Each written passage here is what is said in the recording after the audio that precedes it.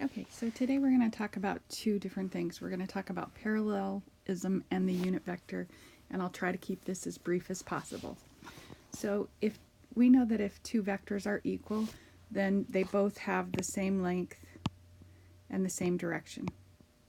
But it is possible for two vectors to have the same direction but not the same length, and that's what would make them parallel. So how do I know if two vectors are parallel? Well, if two vectors are parallel, then one is a scalar multiple of the other. And what does that look like?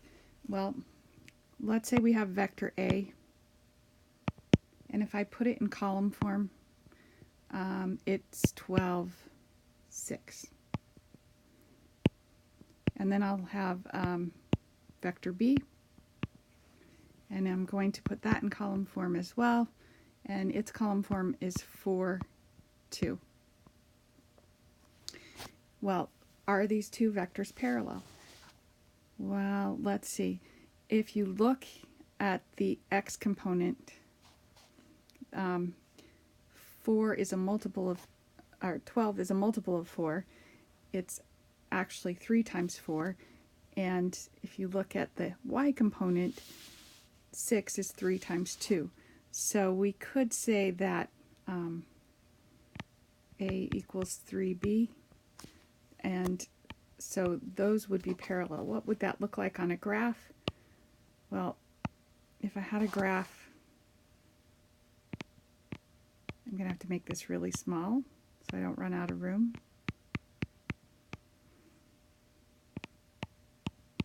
Sorry, bear with me. If I have the vector 4, 2, I go over 4 and up 2, and that's what it would look like. If I have the vector 12, 6, then I would go over 12, 5, 6, 7, 8, 9, 10, 11, 12, and I'd go up 6. 1, 2, 3, 4, 5, 6. So it would just be that vector, 3 times the length. And that's how you know if two vectors are parallel. I could also say that B is equal to 1/3 of A, and still prove that they're equal to each other. So the other thing that you might want to consider is that if, for instance, those were negative, well, they would still be parallel. They would just be going in the opposite direction. Okay, second topic. That has to be a record. Second topic we're going to talk about is unit vectors. This is going to take a little bit longer, but a unit vector is a vector whose magnitude is 1. Okay, for instance, if I had vector A and I put it in column form and it looked like this, if I wanted to find the magnitude of A, well, this one's pretty obvious. It would be 1 squared plus 0 squared, which would be 1. So this is a unit vector. One that might not be quite as obvious is vector B. Let's say it's radical 3 over 2 and 1/2. And if I want to find the magnitude of B, then I use Pythagorean's theorem. And radical 3 over 2 squared plus 1/2 squared is going to equal 3 over 4 plus 1 over 4, which equals 1. So that's another example of a unit vector. There's also some special unit vectors. These are I and j. So I have the two vectors, two column vectors. One is 1, 0, 1 in the x direction, 0 in the y direction. That's this vector here. That is the vector I. The other special vector is the vector j, and it's the vector here, 0, 1. And you'll notice that it's 0 in the x direction and 1 in the y direction. So it looks like this. Okay, what if I multiply I and j by some constant? For instance, let's say I have 3i and I have 7j.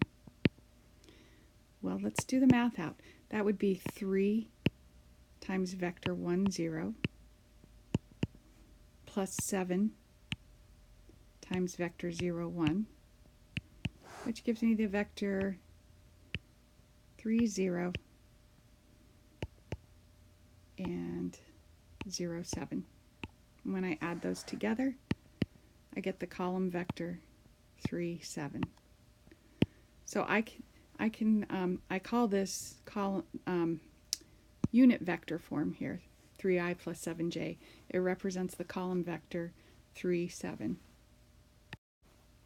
And so any vector that's in column form, like a1 and a2, can be written in unit vector form. So any vector in column form, the x component and the y component equals the x component times I plus the y component times j. And that's called unit vector form. All right, I want to try going from column form to unit vector form. So here I have the unit vector, or I have the column vector -3, 4. If I wanted to write that in unit vector form, it's as simple as -3i plus 4j. Why don't you try the second one, 2i minus 5j, put that in component form. I'm going to stop the video, or you stop the video, and restart it when you're ready, and we'll check answers together. Okay, so if I want to put this in component form, 2 times I would be 2 times 1, 0, actually plus -5 times 0, 1, which gives me 2, 0, plus -5, 0. I'm sorry, the other way around, 0, -5, which gives me the column vector 2, -5. And if you hadn't noticed by now, all I really need to do is take the coefficients in front of the unit vectors and put them in the column. I don't actually have to go through all of this. Okay, so let's say that we have a unit vector. We know this is a unit vector and it's in column form, and the x component is -1/3. The y component, we don't know, it's some value k. We want to find the value k. That's going to be easy. We're just going to use Pythagorean's theorem again, and we're going to solve for k. And since it's a unit vector, we know this equals 1.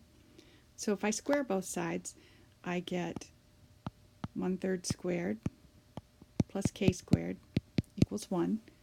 And then if I square both of my terms, or the one I can, I get 1/9 plus k squared equals 1. And then if I subtract 1/9 from 1, I get k squared equals 8/9. So k is going to equal plus or minus the square root of 8/9, which I can simplify down to plus or minus the square root of 8/3. All right, another thing that you can do is find the length of a vector in unit vector form. So all I need to do here, I have 2i minus 5j. I'm going to put that in component form, and I'm going to find the length of that, or the magnitude, the same way. I'm going to use Pythagorean's theorem, 2 squared plus 5 squared, and that equals the square root of 29. It's as easy as that. Okay, the last thing I'm going to show you how to do today is to find a unit vector with the same direction as another vector. So here I have vector A is equal to 1, 3, and that's in component form. That tells us that this moves 1 unit in the x direction and 3 units in the positive y direction. So I'm going to go ahead and find the magnitude of vector A. and that's going to equal 1 squared plus 3 squared, which is the square root of 10. Okay, so what happens when I divide anything by itself? Well, it is 1. So I have this vector here, 1, 3, who is 1 unit long. I'm going to divide this vector by its magnitude, and that's how I get the unit vector that goes in the same direction as this one. You can check your answer. Well, let's check this answer. Let's see if the magnitude of this is 1. So I'm going to put my components into my Pythagorean's theorem formula, and I'm going to check the magnitude of this. So that would be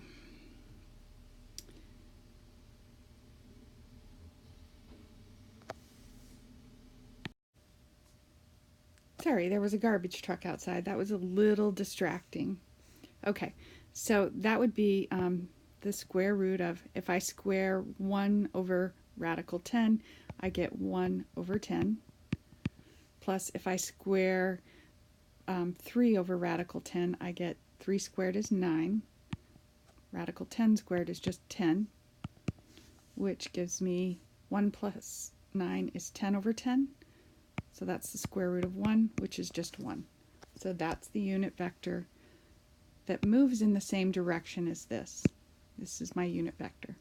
So all you need to do when you are finding a unit vector that has the same direction as another vector is divide by its magnitude. Divide each component by its magnitude. All right, so I want you to try this one. Find a unit vector that is in the same direction as -3, 6, and come back in a minute and check your answer. Okay, the first thing we need to do here was find the magnitude. So 3 squared plus 6 squared gives me radical 45. And then if I just take each component and divide it by radical 5,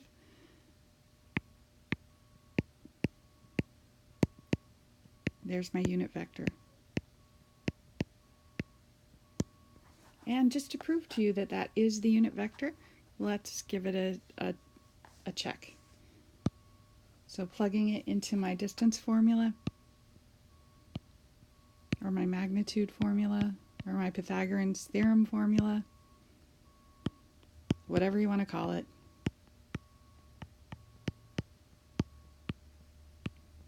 they all come from the same place. I get 3 squared would be 9 over 45. 6 squared would be 36 over 45. And 9 and 35 is 45 over 45. Square root of 1 is 1. So there you go. That's it for today.